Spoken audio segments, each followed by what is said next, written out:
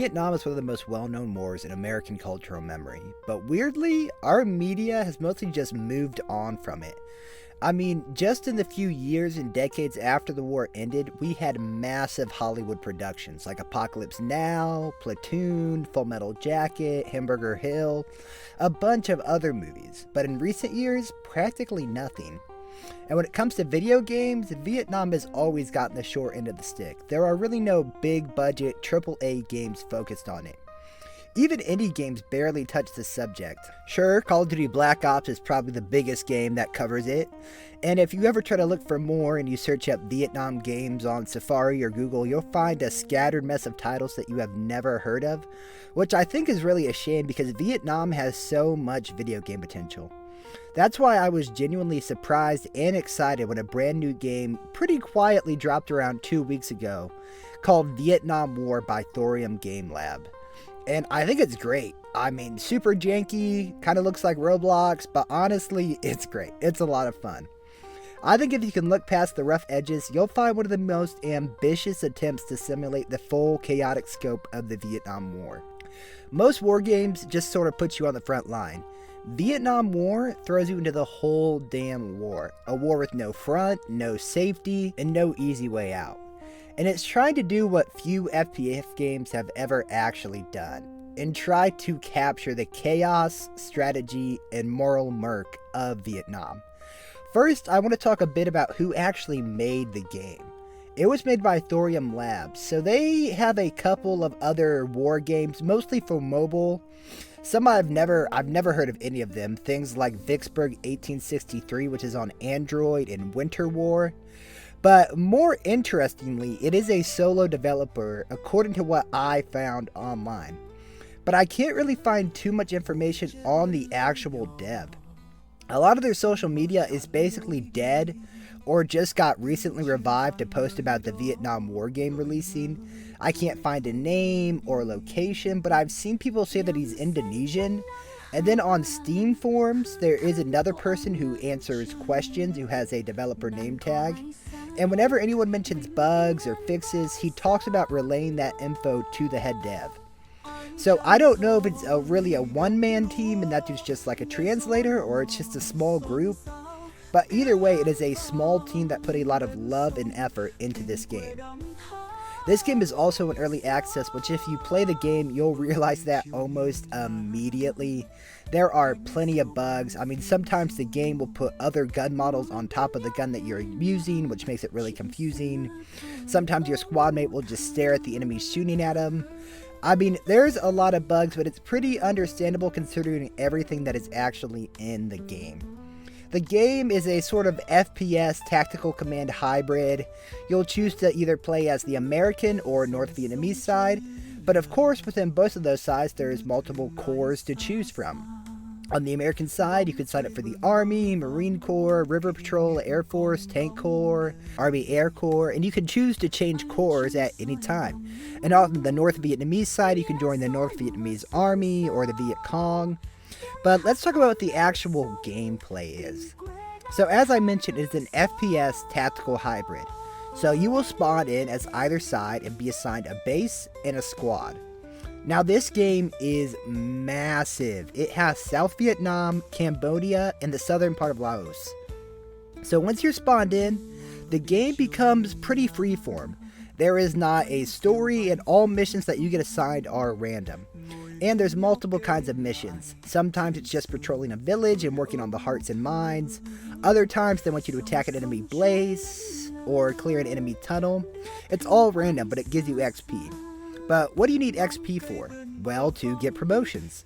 The higher you move up the chain, you get more money every month, and you get more control over the war.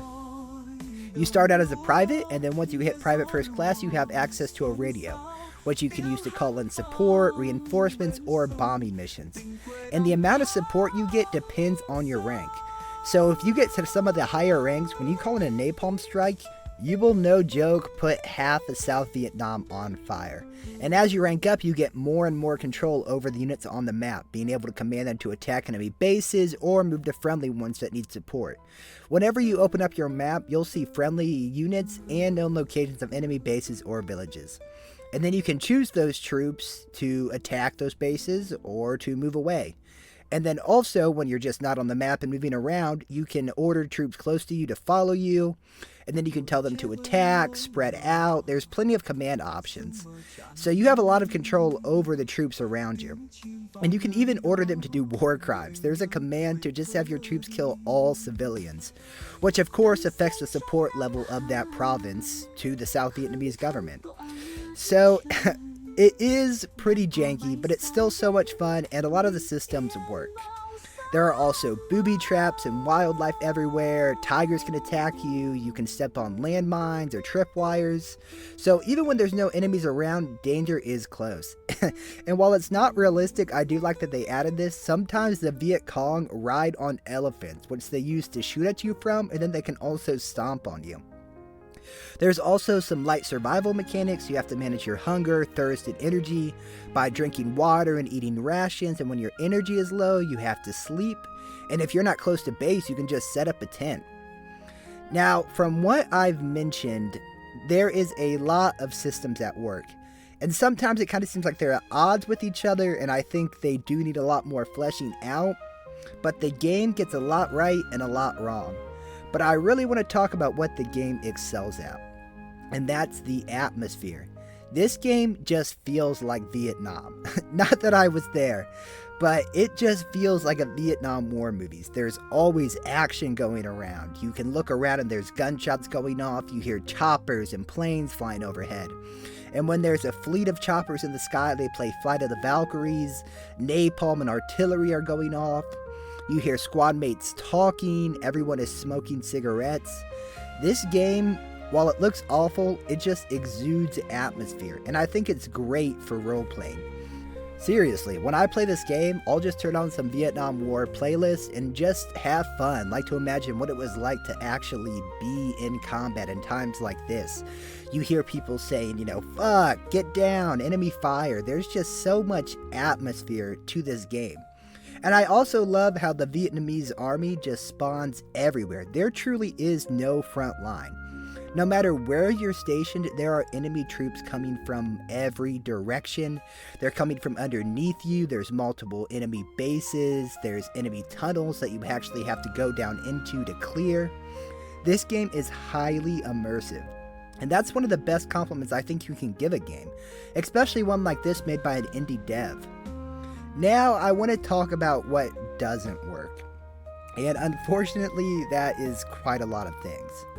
Like, one, I think that flying is beyond complicated, especially once you're not flying helicopters. Like the jets and the bombers, I have a lot of trouble using, which again, maybe I'm just not getting it.